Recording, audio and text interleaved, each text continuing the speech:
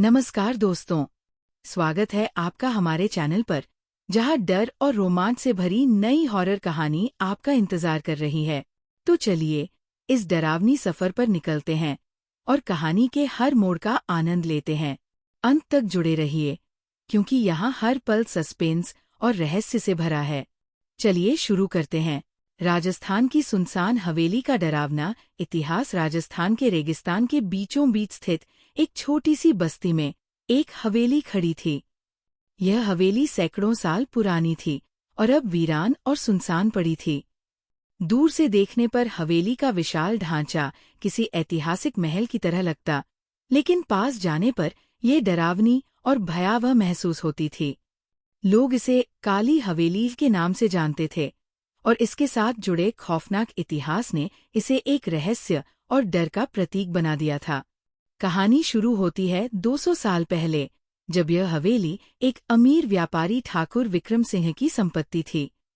विक्रम सिंह अपने समय के जाने-माने और धनी व्यक्तियों में से एक थे।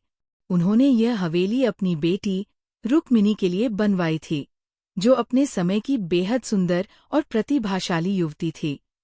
लेकिन इस खूबसूरत कहानी का अंत खौफनाक था। कहते हैं, रुक्मिणी को एक दिन जंगल में एक अघोरी मिला। वह अघोरी उसे देखते ही मोहित हो गया और उसने उससे शादी करने की इच्छा जताई। रुक्मिणी ने मना कर दिया, लेकिन अघोरी की जिद बढ़ती गई। आखिरकार, जब रुक्मिणी ने उसे कड़े शब्दों में मना किया, तो अघोरी ने गुस्से में श्राप दिया, तुम और यह हवेली हमेशा के लिए श्रापित हो जाओगे। तुम्हारी आत्मा इस हवेली में भटकती रहेगी और जो कोई भी यहाँ आएगा, वह तुम्हारे दर्द का हिस्सा बनेगा। कुछ ही समय बाद रुक्मिणी की रहस्यमय तरीके से मृत्यु हो गई। ठाकुर विक्रम सिंह इस हादसे के बाद बुरी तरह टूट गए और धीरे धीरे हवेली वीरान होती गई। समय के साथ इस हवेली में अजीब घटनाएं होने लगीं। रात के समय लोगों ने हवेली के अंदर किसी औरत के गाने की आवाज सुनी। कुछ लोगों ने दावा किया कि उन्होंने एक सफेद साड़ी पहने हुए औरत को खिड़की पर खड़े देखा। हवेली के पास से गुजरने वाले चरवाहों ने कहा कि वे अजीब अजीब आवाजें और किसी के रोने की चीखें सुनते हैं। एक बार गांव के कुछ युवाओं ने हिम्मत करके हवेली के अंदर जाने की कोशिश की। वे लोग इस रहस्य को सुलझाना चाहते थे। कहते हैं, उनमें से कोई भी वापस नहीं लौटा।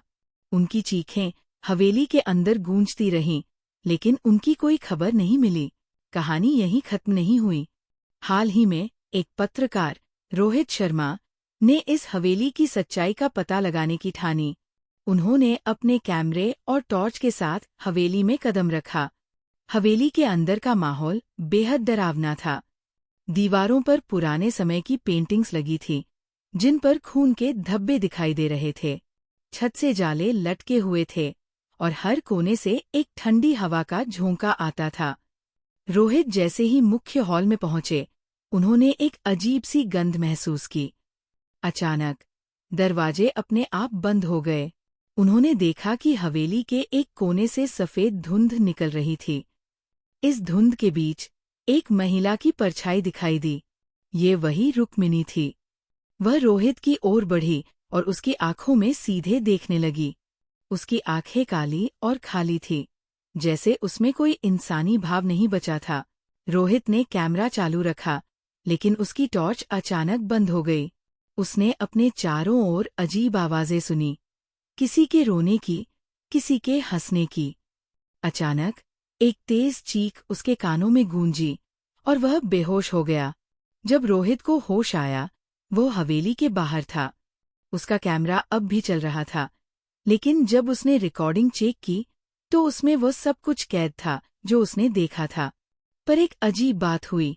उसके कैमरे में एक आखिरी फ्रेम में रुक्मिणी की आत्मा मुस्कुराती हुई दिखाई दी, मानो वो रोहित को चेतावनी दे रही हो कि दोबारा लौटने की कोशिश मत करना।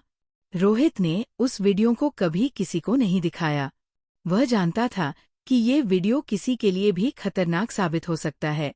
उसने गांव वालों को बताया कि वह हवेली सच में श्रापित है और जो कोई भी वहां जाता है, वह अपनी मौत को खुद बुलाता है।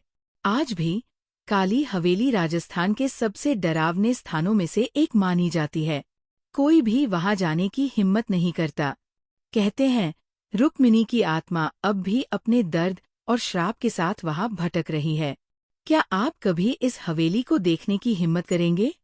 अगर हाँ, तो याद रखिए, एक बार अंदर जाने के बाद वापस लौटने की कोई गारंटी नहीं है। अगले वीडियो के लिए तैयार रहें, क्योंकि हमारी अगली कहानी और भी डरावनी और रहस्यमयी होगी। चैनल को सब्सक्राइब करना न भूलें।